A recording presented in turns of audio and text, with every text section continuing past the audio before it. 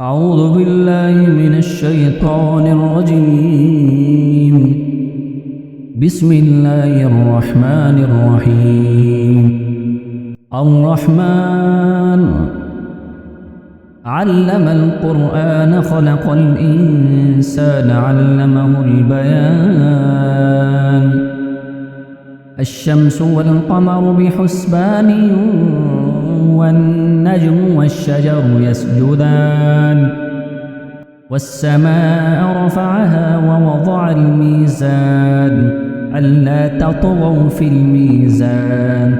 وأقيموا الوزن بالقسط ولا تخسروا الميزان والأرض وضعها للأنام فيها فاكهة والنخل ذات الأكمام والحب ذو العصف والريحان فبأي آلاء ربكما تكذبان خلق الإنسان من صلصال كالفخار وخلق الجان من مارج من نار فبأي آلاء ربكما تكذبان رب المشرقين ورب المغربين فبأي آلاء ربكما تكذبان مرج البحرين يلتقيان بينهما برزخ لا يبغيان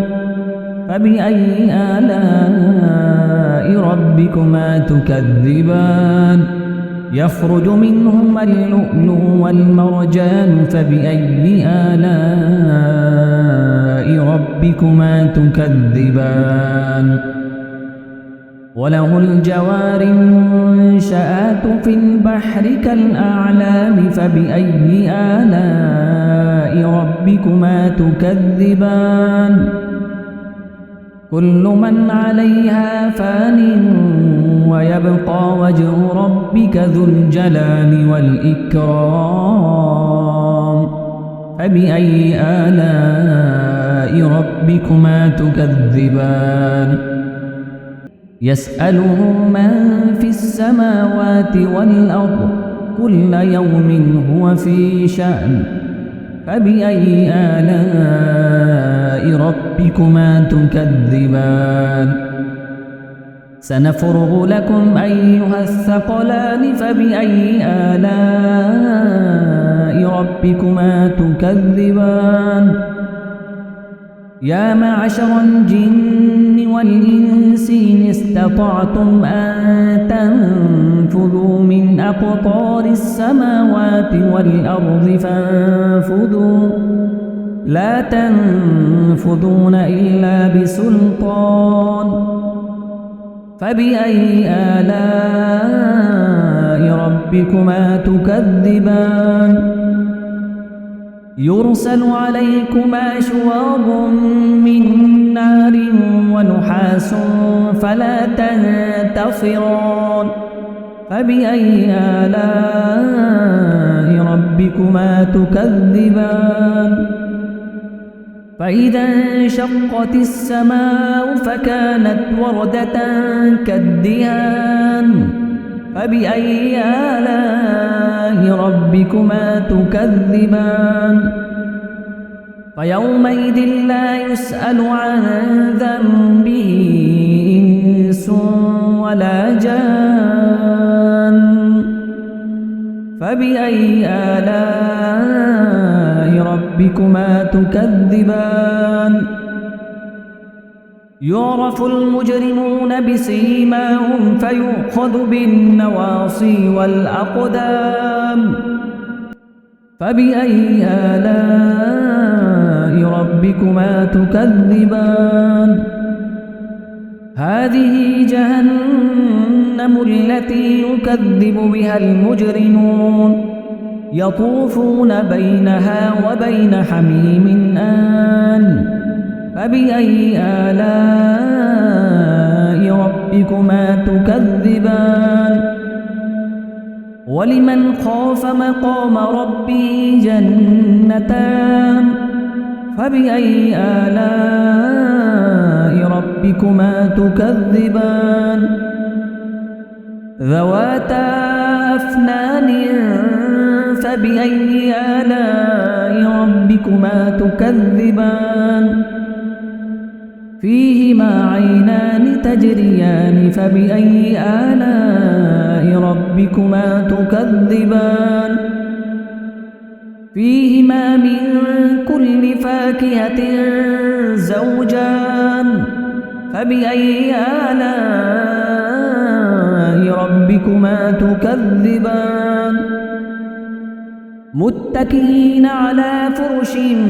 بطائنها من استبرق وجنى الجنتين دان فبأي آلاء ربكما تكذبان فيهن قاصرات الطرف لم يطمثهن إنس قبلهم ولا جان فبأي آلاء ربكما تكذبان كأنهن الياقوت والمرجان فبأي آلاء ربكما تكذبان هل جزاء الإحسان إلا الإحسان فبأي آلاء ربكما تكذبان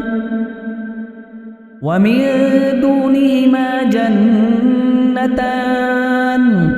فبأي آلاء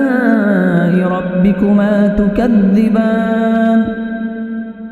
مدهامتان فبأي آلاء ربكما تكذبان فيهما عينان نضاختان فبأي آلاء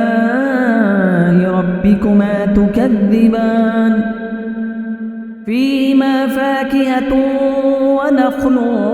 ورمان فبأي آلاء ربكما تكذبان فيهن خيرات حسان فبأي آلاء ربكما تكذبان حور مقصورات في الخيام فبأي آلاء ربكما تكذبان لم يطمثهن إنس قبلهم ولا جان فبأي آلاء ربكما تكذبان متكئين على رفرف خضر